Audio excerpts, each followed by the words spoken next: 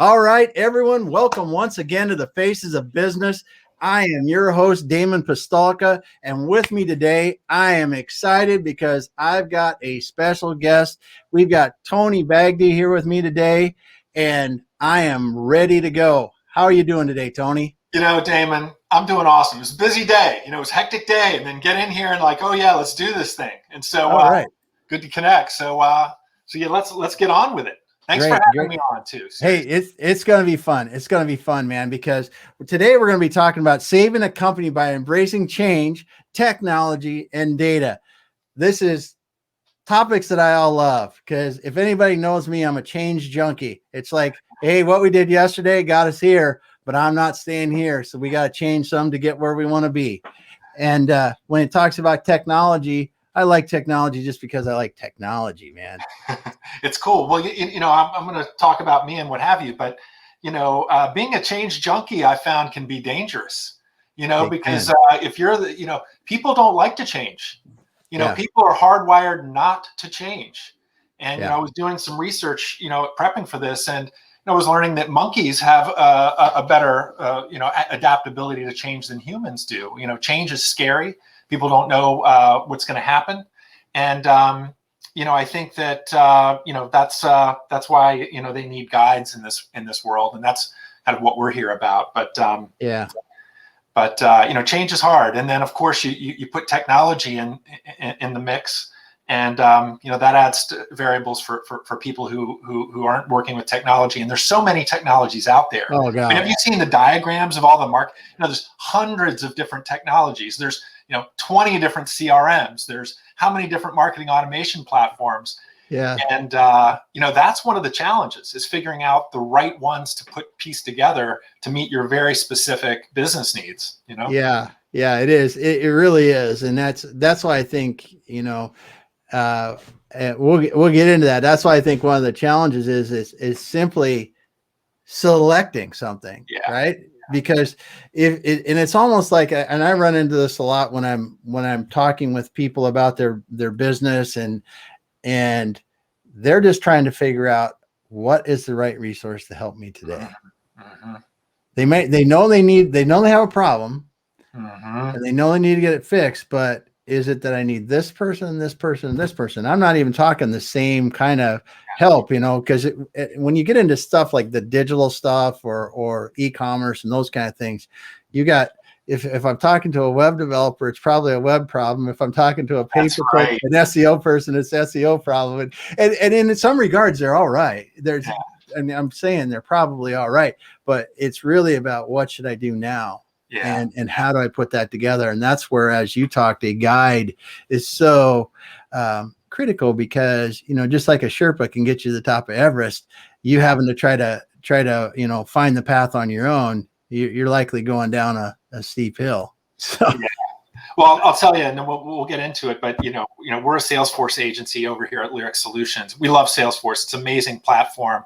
But I'm part of a number of networking groups, and I'll throw out there, well, what are some alternatives for some other business situations? And there are others that can be a better fit depending on where you want to go. The beauty of Salesforce is you probably never grow out of it. But if you're only going to get so big and you only have certain needs, it may not be the best option for you. Yeah. But, and that's good. It is like anything. There's a sweet spot for it. There's a right place to use it, and there's not the perfect solution. So let's back up a little bit though, Tony. Let's talk about your background, because the thing that I saw in your background, and when we talked before, that's really interesting, you actually did sales for quite a while before you got it, and then software sales and different kinds of things that really kind of led you to this point. That's pretty cool. So let's talk about that a little bit. Yeah, I was thinking about this, and I hear sometimes people walk through their resumes, and I was like,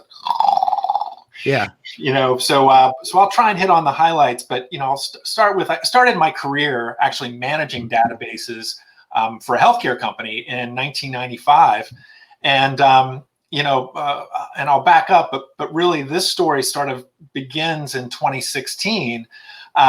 And I had been a digital marketer, and in that time, yes, I actually built a sales team from scratch with an internal, call team. Wrote the scripts. Tested them myself. Really nitty gritty. I've done that. Yeah. But done digital product management at the Tribune Company, at Burrell's Loose, an old school PR media monitoring company. Got really infatuated with data at Performix. Performix is sort of, one of the leaders. They were sort of some people consider them the founder of big enterprise paid search. I knew the fellow who developed the algorithm for managing bids on big platforms. And so, you get that much data, you start to get insights that can really guide you towards gaining business productivity far more efficiently. But yeah, I've done account work, I've done sales work, digital marketing, digital product management, digital strategy. And I started out with database work way back in the day, was really infatuated with that. Became a CMO at Zacks Investment Management. Yeah. And, what's really interesting is I've changed careers. Most people get to CMO status and they think, okay, well, I'm just going to be CMO. The trouble is they turn over every 18 months. Yeah. So that's a dangerous role. But I ended up at Zacks Investment Management, and I talked to one of the managing directors over there. Just asked him. I said, "Hey, what's one of your pain points?"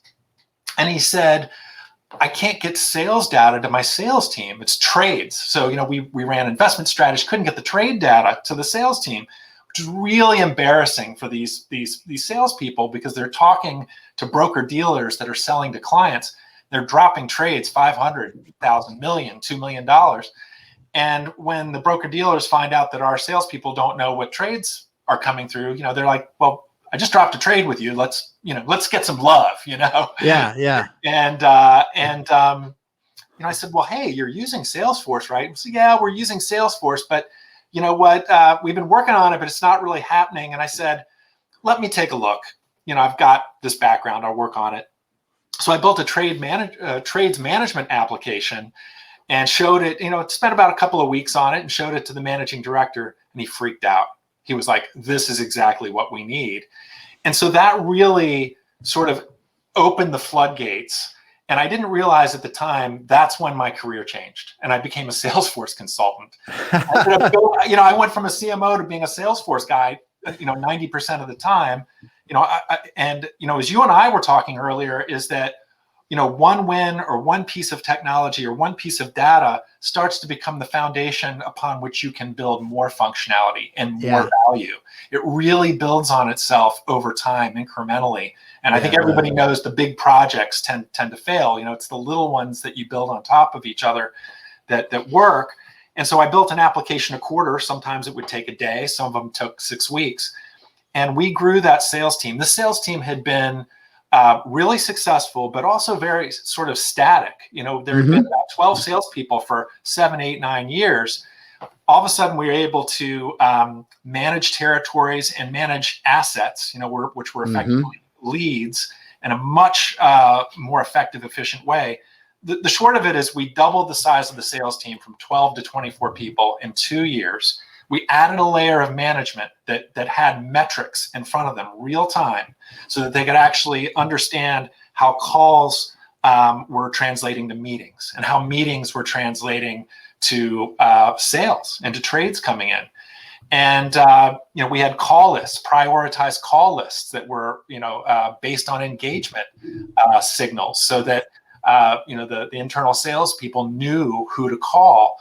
And really that's what led me to forming Lyric Solutions, which is, when you see that kind of transformation happen and the benefit that happens from it, our goal is to do that for other small to medium-sized businesses, whether it be manufacturing, and we have manufacturing clients, and I know that's your bailiwick, but also, healthcare is becoming a big vertical for us, and others as well.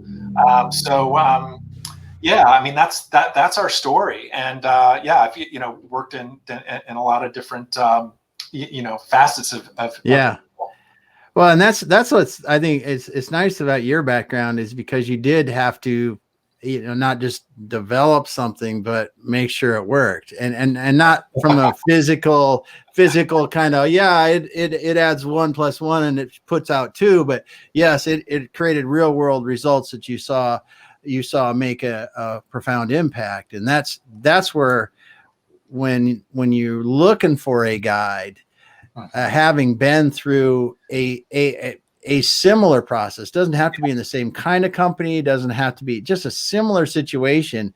When you really differentiate between someone that knows the technology or that has applied the technology and successfully applied the technology, I think is where we're talking about, and far more beneficial than the previous absolutely group. I mean, early in my career, I remember being in a meeting with a fellow who was a coder but had tremendous business experience. And I could see how he was seeing the bigger picture, but also he was working at 30,000 feet and he was working at 3 feet. Yeah. And it was amazing how powerful and influential and effective he was in working with other people and getting projects done. And I think, that's what we try to bring, which is, really looking at, what are the objectives? What are the KPIs? And it generally comes down to, grow revenue, work more efficiently, be compliant, et cetera. But then, Salesforce is at the intersection of change, technology, and data. And that's part of the reason why, I'm in this. And good Salesforce agencies know there's more to the work than just leveraging Salesforce rapid development app tools and pushing out platform enhancements. It's about having that strategic view. It's about guiding clients through change. It's scary. Most clients don't know what they want, and you have to show it to them, which is why we do a lot of demos. And it's about selecting the right technology, weaving the right tech. Even Salesforce has multiple products. Sometimes people don't know they're possibly even using the wrong product. Yeah. And then refining their processes, because processes are what help beget the data that you need to run your business. So, I think that's why, I got into this and what we do. And I think it kind of segues in today's topic, which is it's about change, it's about technology, and it's about data. And you and I were talking earlier. I don't know if you have some additional stories just about, failures given change. Yeah. But bring up some of the examples. I think that you really gotta look at those, because we're talking about, look at somebody like Blockbuster. I mean, okay, some of the younger people may not really even remember Blockbuster, right? Yeah. But how many, there was a Blockbuster on damn near every corner. It sounded like Starbucks almost, Video cassettes, for those of you who don't know what Blockbuster is. Yeah. Well, they had DVDs at the end, I guess. Oh, that's right. Did they? I don't even remember. But and that's bad, because it was around before it. But it's an example of, they didn't realize that, or didn't stay abreast of the changing deal around them. And then all of a sudden, this little thing called Netflix came out of the band, and they were like mailing, and everybody thought, well, that wasn't going to go anywhere. And then all of a sudden, they're streaming, and that was totally outside of our realm of possibility. And now, I mean, we've been in our house a while, and we actually just got rid of all of our DVDs. Exactly. And everything's streamed now. And that's how many years was that? That's not even, I don't know how old Netflix is. I haven't looked at it, but it's not 20 years old, probably. No, I think it's less than. I think it might be about 15. Yeah. And I remember when I heard of the Netflix concept, I was like, that's going to work. That is going to work. And I wish I'd bought stock in Netflix. Yeah. And and it's so funny that I think when we were talking earlier, you brought up Kodak, and like you said, Kodak they developed the digital camera. Exactly. They developed the digital camera, 1975. But Kodak, and these were engineers. They loved their work. They knew what customers wanted. And management didn't want the digital camera because it was going to kill selling film. Yeah. It was a cash cow for them. And so, but where are they now? Yeah. That doesn't exist. Yeah. And, again, it's just, you got to listen to the customer. It's absolutely critical.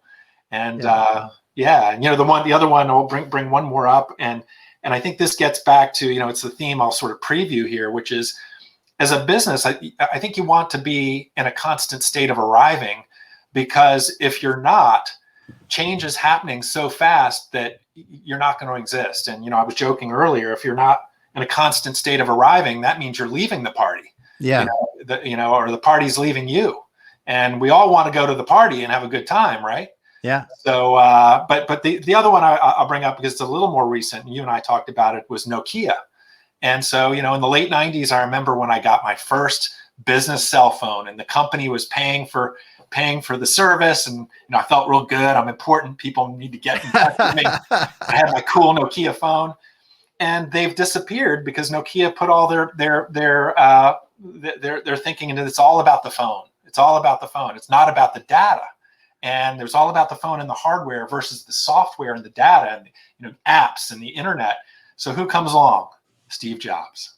Yeah. 2007, the iPhone. And now, you were just saying, we're not going to talk about our age here, but people younger than us, we think may not have heard of Nokia. So yeah, and they're gone. So for our listeners out there, for CEOs or C-level executives, you don't want to be that company. And so hopefully there'll be a few nuggets of wisdom or something. Yeah, it is just every industry is just, without a doubt, I don't think you can find an industry that has not been overtaken by a player that everybody thought that's A, they're never going to be anything. B, they're just doing it way too different. And then it takes over the industry. Yeah. Or it does something really amazing in the industry. I mean, I don't know. You look at cars, look at Tesla. They've been boohooing Tesla for how long? Now everybody's trying to copy it. Yeah. And you look at, you just go across the board. There's so many that you just think of that it just starts out of here and goes boom, because the big comfortable, slow to change. Yeah. And you know what? I think it matters at every level of the organization. Certainly I had a colleague who used to always say this, and maybe it's a negative, but he used to always say the fish stinks from the head down, and I think the rose can smell good from the head down as well. Yes. Yeah. But I think that, I've worked in companies where there were employees who were doing very manual work that wanted to continue doing that because they felt like that's what they needed to do to keep their job. And I know this is a very hot topic in our society today, which is, is automation going to steal your job? And, it's, retraining is key. I think adaptability is so key.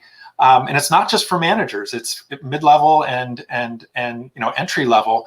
And, I think at every level, and I think this is part of the lesson too, is that if you're going to hire autodidacts, people who will self-teach themselves and are adaptable, because, ultimately, good ideas come from anywhere. They come from your customers, they come from your partners, they come from every level of your company. And so finding out where those opportunities are to be more efficient and being a driver of that at any level in the company versus sort of clinging to manual processes that will be phased out. And it's a hard topic. I don't want to take it lightly. It's a hard topic. But those are things that I think people can think about. So yeah, definitely. I mean, and we've heard that over and over about labor and automation and some of those things, but honestly, I really think that when you look at manufacturing and look at automation, right? Yeah. The fact of the matter is, right now we can't hire enough people in manufacturing, not even close, right. Not even close. Yeah. And the rates of retirement across manufacturers now, in some cases, is making it even worse. So. Yeah. I think that automation, for some of it, a portion of it, will be just fine. And I think, we'll find an equilibrium that works. But on the other hand, too, there's competitive reasons that companies have to do this, because if you never want to have to make this kind of trade-off, but people have to sometimes, is we can either do this with automation, or we can let it go someplace else that's going to do it. Yeah. No, and those are keep you up at night kind of decisions. Cause I talk to business owners every single day, And not a one of them says, I want to get rid of all my employees because I don't care about them. They care about them. They care about them deeply. And, you know, there's varying levels of that, obviously, but I'm fortunate enough to work with some that care about them a lot. And those decisions don't come lightly.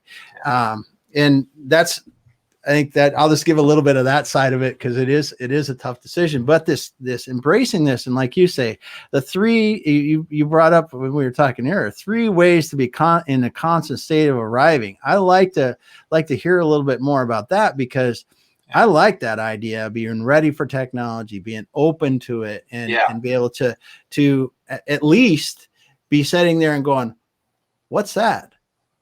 And how might that help? At least taking that few minutes to think about it a little bit, rather than, no, we already know what we're doing. We're doing it this way, because you never know. Yeah. Well, I've got a few items, and this list could be very long. So I kept it to 3, and anybody could take argument with it and say something else could be better. But I think the first one is something we just talked about, which is it's talking to your customers. And your customers can not only be customers, but your customers could be employees. Your customers could be your boss. It could be a partner. And I really do mean talk. I'm also a marketer by trade. I've sent out a lot of surveys. Everybody's doing NPS scores, Net Promoter Scores. How likely are you to recommend this product or service to a friend? And scientifically, they know that is effective. But one little tip is to literally use the phone, because it's more the qualitative side of things. And if you're on the phone with the customers, how are we doing? I had a great boss at Performix. His name is Michael Kahn, and he used to always tell us as account managers, make sure you're talking to clients. Ask them, how are you doing? And when you get those, you start to figure out, do we have response time issues? Is it response quality issues? Is it speed of resolution issues? And really figuring out what people need, because implementing technology or focusing on change without understanding where you're going or how that ties to an outcome, which is better service, better customer satisfaction, client retention, revenue, etc. It's not going to help you. So I think it really does start with the human element. So I'll call that number 1. I think number 2 is get a guide from outside. Get a helper.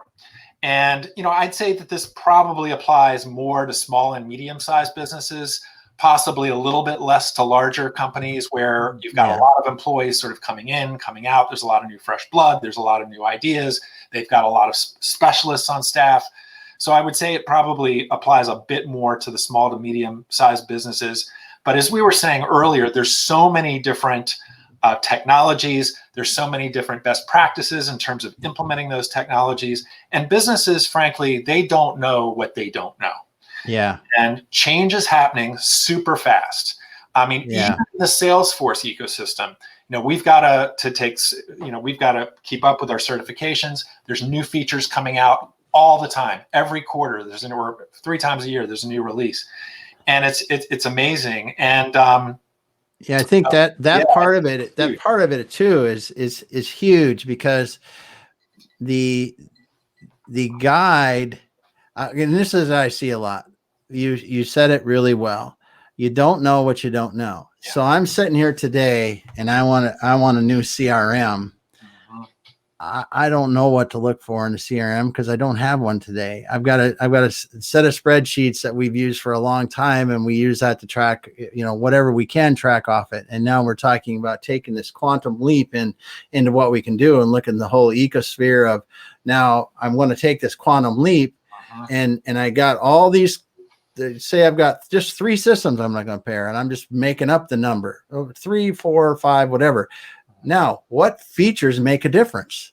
And what features make a difference to me today? And what features are going to make a difference to me three or so years down the road?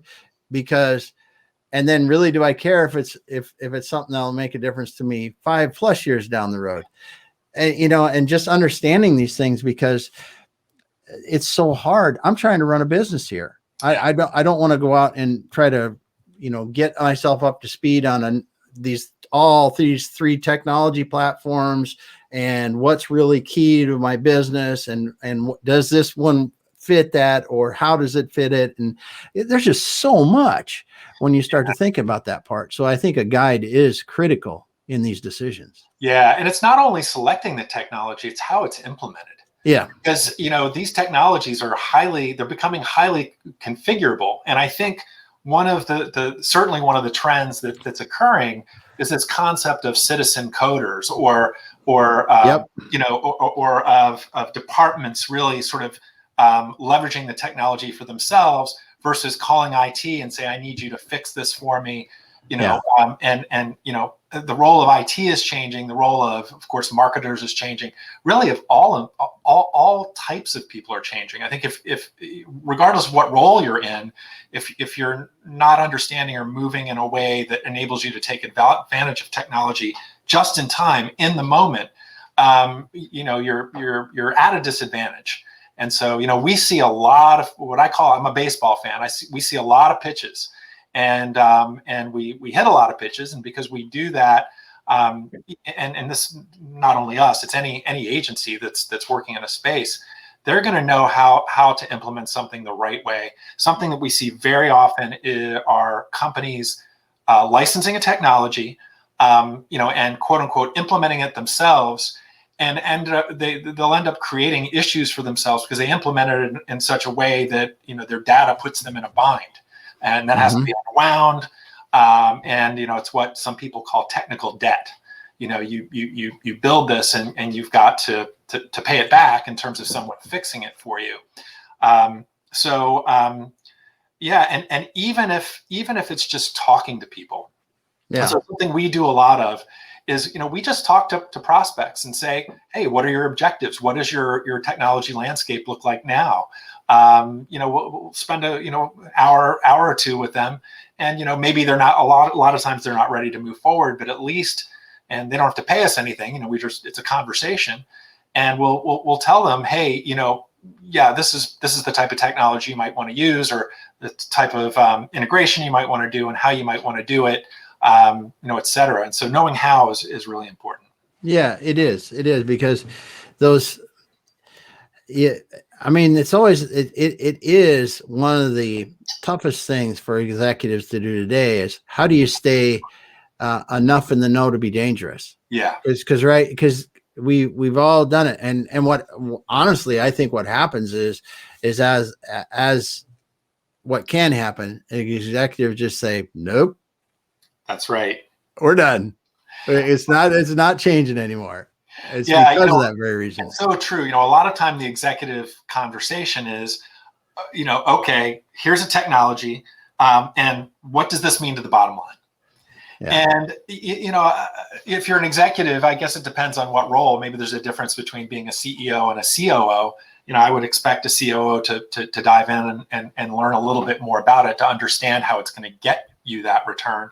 But that's where, again, hiring is so important, is that you're hiring VPs and directors and managers that can help evaluate this, put it in context for execs, so they can sell that in. But I do think that and hopefully I don't get pounded by your CEO audience that oftentimes I think CEOs will find a technology and say, hey, this will do this, go do it.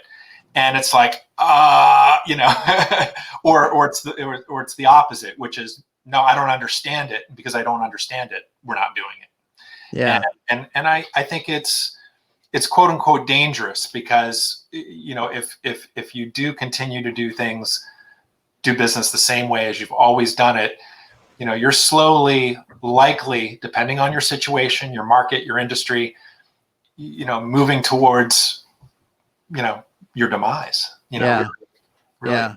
Well, and some of these systems too, when you start to look at it and you go, okay, say a bad ERP decision, right? And I always like ERP because it's just like a giant sucking black hole for money, and it's one that is a silent killer in some cases too, because you'll hit somebody that'll compare two ERP systems, and I'm not going to say I can even compare them. I can only tell you I've had to come in and deal with the aftermath of it.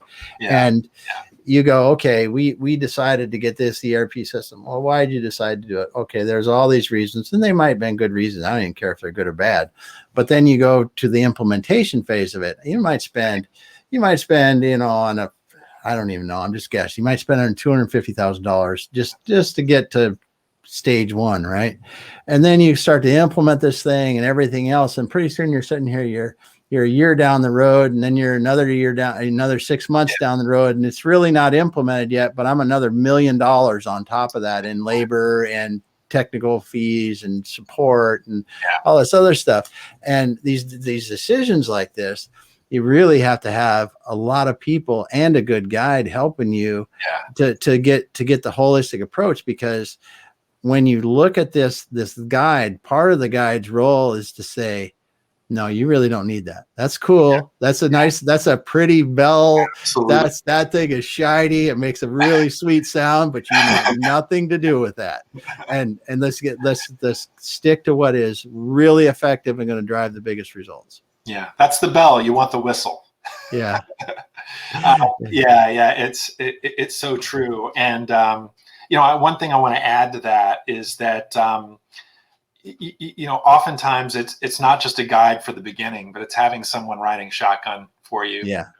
For depending on the size of the project or the implementation or the complexity of it, but at least having a resource that you can call. You and I were joking earlier that hey, if something goes wrong, you got to have a guy. You got to have your phone number to figure out who you're going to call. So it's good to have that. So well, and then if they're familiar, I mean, at least they can provide some direction, because as we talked, it's a lot of time it's just you don't know what to fix next or know what to work on next, and if they can just give you that one thing, it can make a huge difference. I'm a big believer in focus, and that actually gets to my third bullet here, which is pick your battles to win the war. And it's really strategy, and the simplest so many definitions of strategy out there, and it's such an overused word. One definition that I absolutely love, it's 2 words: vision prioritized. And there are many other definitions as well, but I like that one. And it's about not trying to bite off more than you can chew. In terms of being in a constant state of arriving and facilitating changes. Don't try and do it all at once. But pick off the small bits at a time. And again, where a guide can be very helpful is sequencing. Sequencing can be hugely important because, as we were talking earlier, some technologies, some processes, some available data builds on what came before it. And so the sequencing piece can be big. And I had actually a bonus. I had a bonus point. So all right. And I read this in the press somewhere recently. I don't remember where, but it was, don't tell me what you value. Show me your budget and I'll tell you what you value. Yeah. And I think that, I've run into clients, when I was at Performix, we were doing a lot of, we got a lot of opportunities to test technologies and processes for clients. And we would bring these up with clients, and clients, oh, this is great. Oh, we want to do that. And then they go, but we've already allocated all of our budget to, pay-per-click and for, conversion optimization and, et cetera. And so I honestly, hand on heart, have yet to meet a CEO who's budgeted for change or budgeted for pilot projects. And it's one of those pet things of mine. I really think that, if you want to, change, you want to be innovative, you've got a budget. Don't tell me you value that, budget for it. Yeah. Small amounts. And maybe you set up a contest with your employees and say, hey, we've got an innovation contest. Yeah. The person that comes up with the best project, this is the budget, whatever. Get your employees involved, but plan for it and budget. That's a good idea, because you're right. Because I've never even heard of doing that, where you're budgeting for change. I know budgeting for new equipment, budgeting for new initiatives, yes, but not just saying this is what we're going to dedicate to money that we're solely going to try to change what we're doing to be better. Yeah, be innovative. in a constructive, thoughtful way. Yeah. So, I yeah. had a budget for change. That was a good one. It's a good one. Yeah. Well, obviously the devil's in the details of what you come up, what that change is and how that ties to, your brand characteristics, your strengths as a business, et cetera. So, obviously it depends on the ideas that come out of it. So, yeah. All right. So when you talk about leveraging technology, so you got better ways to better leverage technology. So what do you got going on there? Okay. I'm going to lay it on you. Okay. So I think the first one is, at least I have, again, there's so many you could come up with, is know your needs. And I think that we may have spoken to this a little bit earlier, is that I was talking to a prospect the other day that had bought a Salesforce product, an expensive one, before them knowing actually how they were going to use it and how those features apply to their business. Yeah. And then they said, and we've got, and they were just, we've got all these needs. And then they showed me what they called their, their spaghetti. Yeah. And this was actually, and the spaghetti was, the diagram of all the technologies they're using, how they're integrated, what have you. And they were aware that there were some redundancies and there might be some gaps, et cetera. But, I could tell from talking to this company that, they were fortunate in that they had resources. They had money. Yeah. They could spend money. Yeah. And, but it was also, it seemed to me at a high level, without being really in working with them, that it felt like somebody had said, hey, you've got to get this. This is going to help you. You've got to get this technology. You got to get this technology.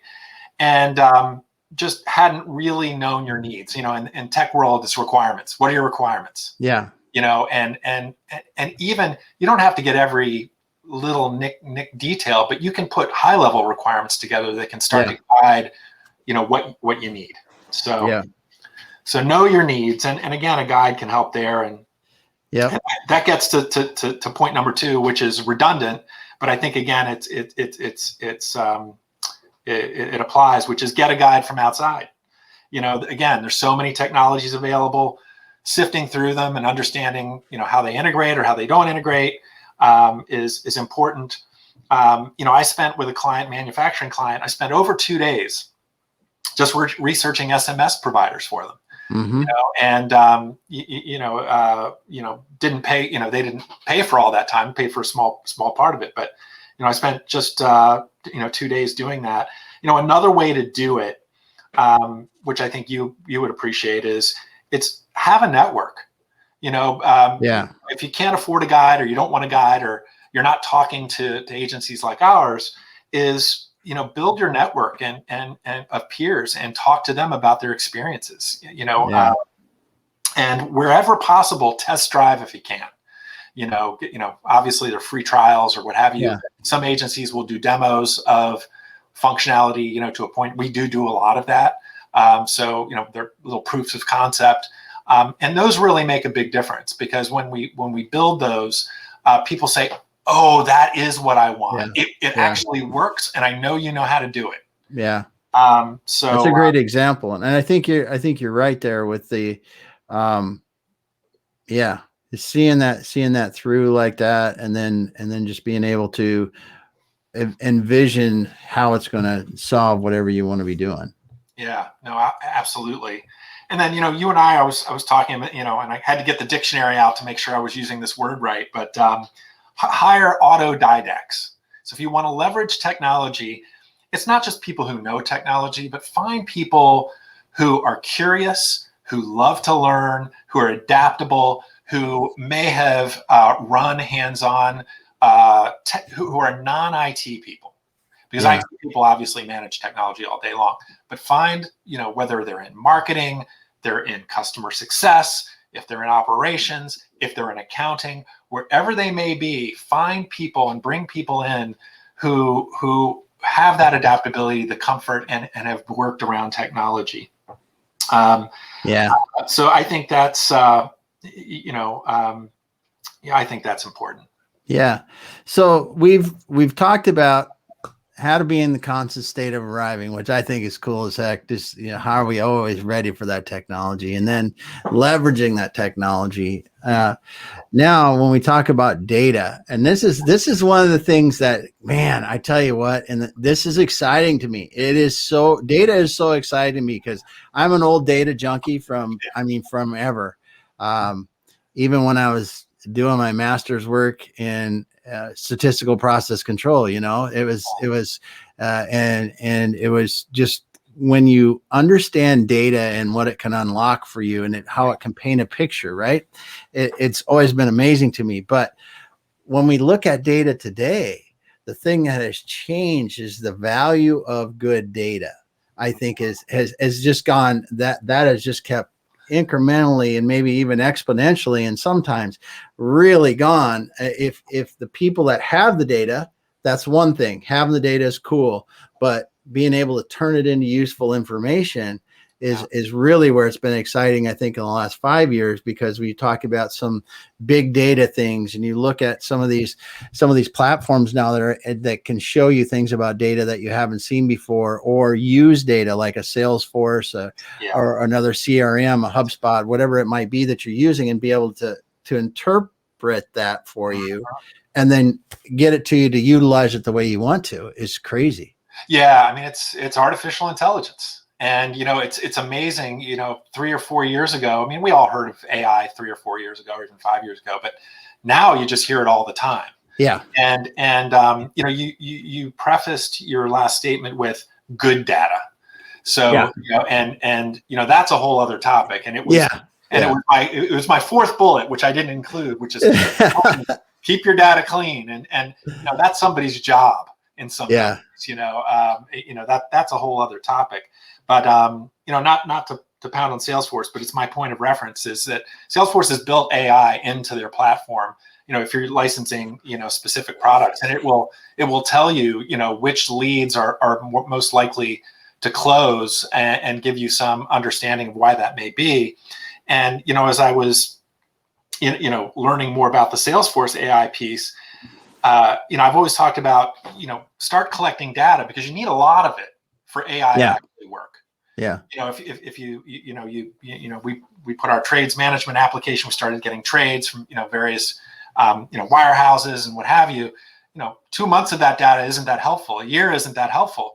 You start to get 3 years of that data, 4 or 5, and it can start to unlock some secrets that can help you target better. But one of the things that Salesforce is doing that I think is interesting is that they know that many companies won't have the stock of data that they need to actually make the AI work. And so they're actually leveraging, I believe, their clients' data anonymously to feed in, with characteristics that match with your data to tell you what's what's the opportunity that's ready to close, and why. I mean, AI, I mean, it's collecting the data, and some people have different perspectives on data. Some are like, collect every piece of data you can, and I think that's actually a legitimate approach. Some are being more selective. This is why that data is important. I don't offer an opinion on that. I like both. I think it depends. But 3 ways to better leverage data. I mean, again, the first one is less technical. It's more human focused, which is know your questions. What questions do you want to answer? And I mean, which leads are going to produce the highest ROI? Who do we prioritize selling to? How much product are we going to need in 3 months if you're manufacturing? How much inventory do we have at the warehouse? How fast are we getting our customer issues being resolved? How does that tie to customer satisfaction? And understanding, lay out all those questions before you start collecting data and before you start creating reports, because ultimately that's what you want to do. You want to answer the questions that will enable you to, grow your business, work more efficiently, et cetera. So I think knowing the questions are really important. And, as a consultant, as an agency, we try to know what those questions are.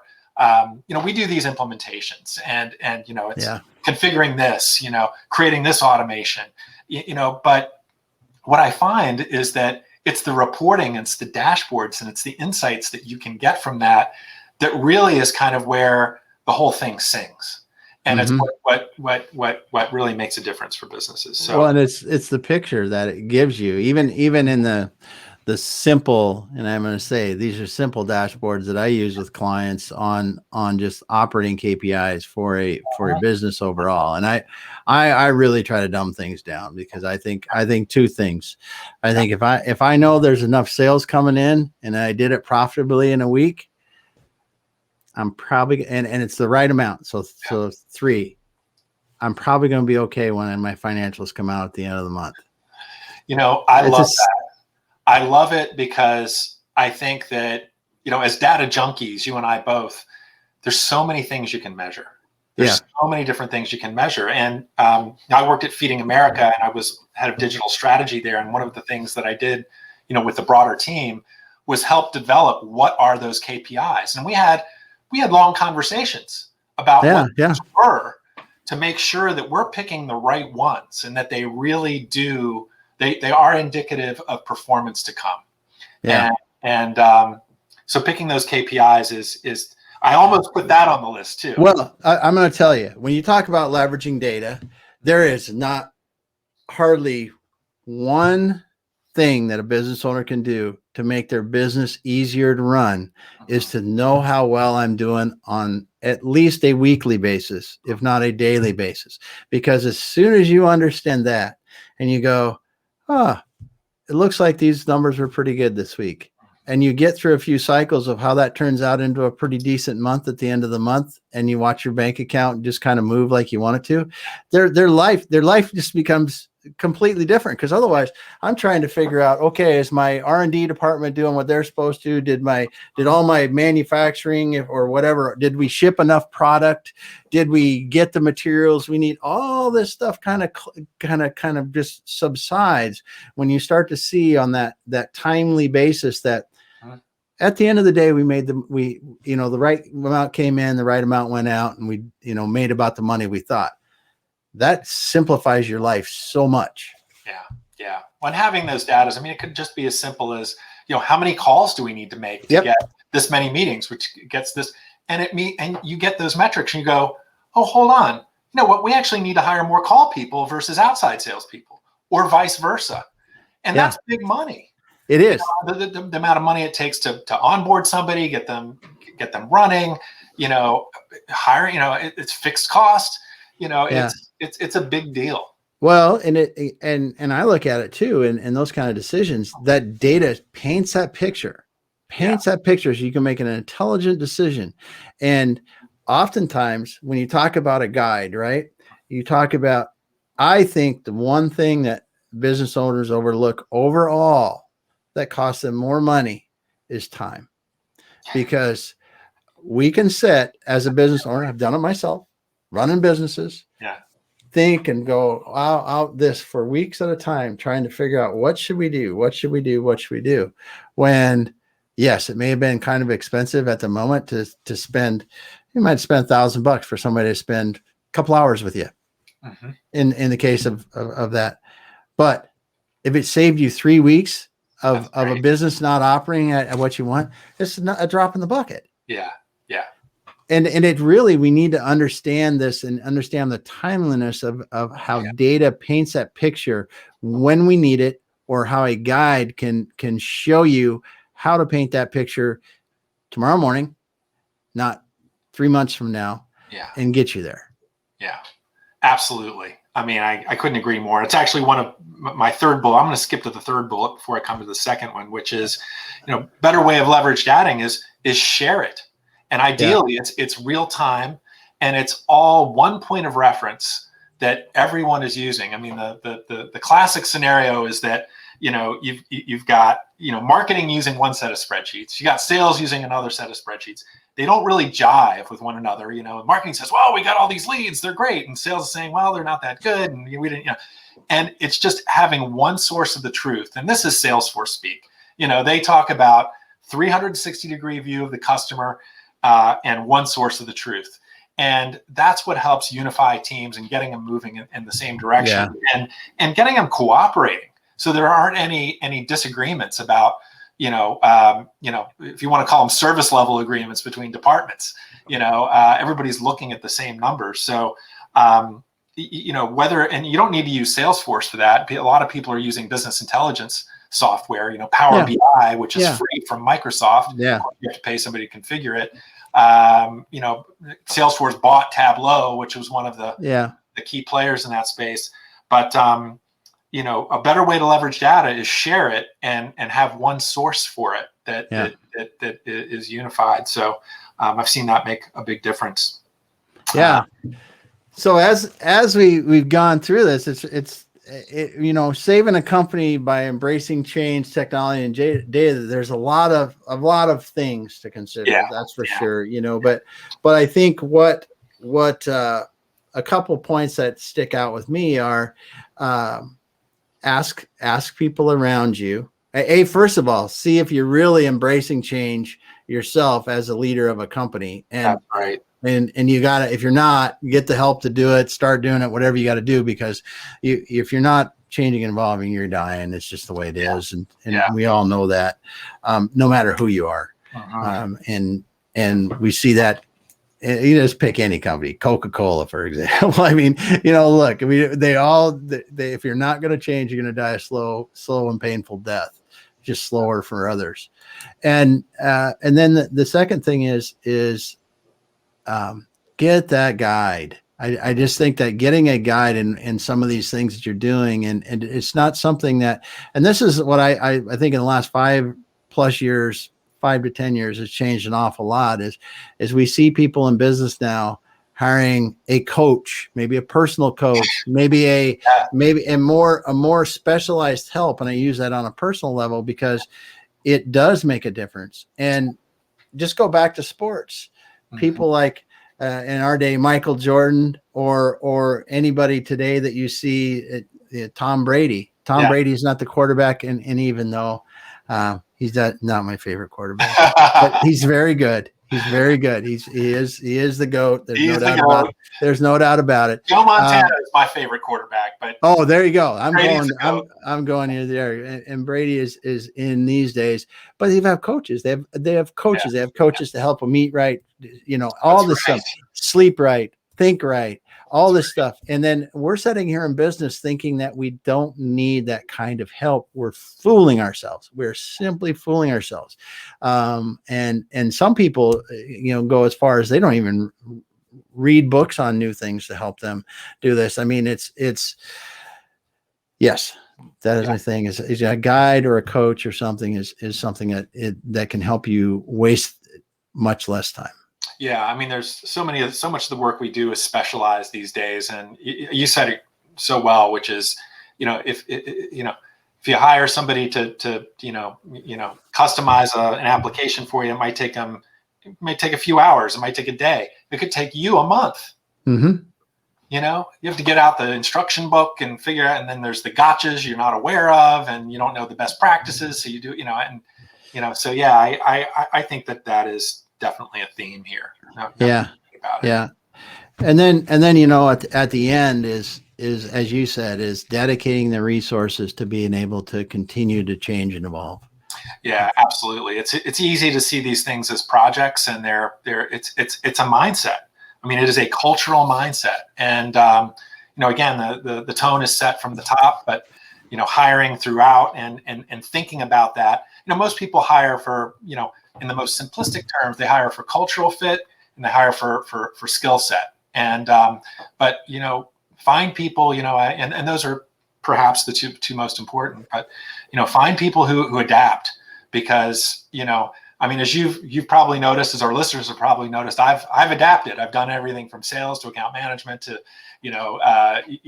Salesforce consulting, marketing, et cetera. And, I think it enriches you as an individual as well, and it enables you to bring more value to the organizations that you work for when you've been you've been fortunate enough to sit in a number of chairs, because what you think depends on where you sit, right? Yeah, and that's for sure. And I think that diversity that you bring, with the diversity of experience, it is such a huge thing. is such a huge thing. Yeah. So, well, this has been great getting to talk to you, Tony, and we could go on for a long time because this stuff is a passion of yours and a passion of mine. I think that, true change has to start inside of us and then just be willing to go from there. Yeah. One thing I want to add, and I know we're wrapping this thing up, and I almost brought it up, but there's a phrase, the revolution will not be televised. And that's what that's all about. It's not, change doesn't happen with people with pikes and swords and torches. It happens inside. The revolution isn't being televised because it's happening inside each one of us. And so you're absolutely right. I agree with that. That's awesome. That's awesome. I know people always wonder, they always see me doing this. I write whenever I talk with people, I always write. And I'm now with you, I've got about a page and a half already of stuff I've written down because I think that, as we do these type of interviews, it's great to have you here today talking about saving a company by embracing change, technology, and data. There are so many, golden nuggets that we have that we don't even know. I don't care if you're 12 or 120. There's nuggets to learn from people, and I love being able to share them. That's great. Well, hey, Damon, I really appreciate being on Faces of Business. And, to our listeners out there, I hope you found some value in our discussion. My name is Tony Bagdy. I'm president of Lyric Solutions. We provide Salesforce solutions that perform, and we're always happy to talk informally to those who are looking for guidance, who are looking for a helper. And if you'd like to coordinate a time to talk, you can contact us at letstalk@lyricsolutions.com. Of course, or find us on the web at Lyric Solutions.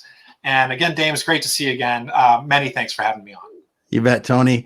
And for those listening, thanks for being here today. We will be back again on Thursday. And I'm excited about our guests, as I always am for Thursday. And as I always do, I've forgotten who that is. I have one of these things, and I know I put this in my mind, but when I think about the next guest, I'll get off and then I'll remember. But I'm sure it's great. We always seem to be able to find awesome people like Tony. But thanks, Tony, so much for being here today. And check him out on LinkedIn.